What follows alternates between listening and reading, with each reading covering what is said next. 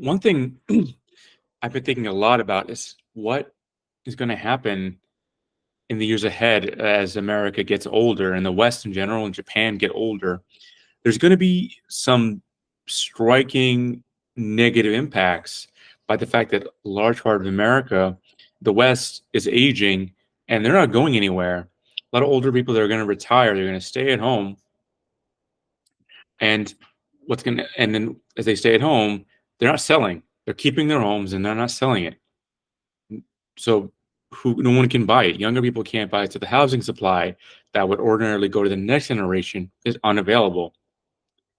And so housing is to get more expensive in cities. And then, the fact that young people, they're always going to demand housing because they want to live in the cities. And you have immigration as well, immigrants who come in who want housing. So you have this huge demand. It's going to make housing way more expensive for everybody. And what's going to happen at the same time, a lot of homeowners and landlords are going onto Airbnb to rent out their apartments, right? So they're going to make income, they're renting out their apartments. So housing gets constricted and unavailable. So we're going to see a lot more protests of younger people frustrated with the economic conditions of them being deprived of financial resources that they otherwise would have if the boomers had left. This all relates to tourism because a lot of the political frustrations, the attempts to regulate Airbnbs, restrictions, bannings, all to do with the fact that housing is harder to come by for younger people, and politicians have to find a way to make housing more affordable. And one way is just to go after illegal short-term rentals, like people who shouldn't be renting it out without a license, make it harder to get a license, ban it in certain districts. They're all trying to figure out ways to make sure housing becomes available to the younger folk. But I think we're going to see pressure between short-term rentals and the boomers.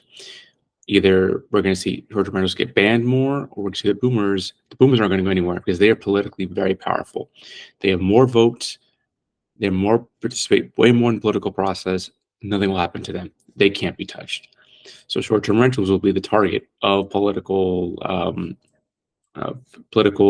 moves, of decisions, and I hear this every time when I talk with I spoke with the deputy mayor of Amsterdam, Venice, Rome, Dubrovnik, Croatia, and they often tell me short-term rentals is one of their key segments that they are trying to regulate better to protect, make their city affordable for their citizens.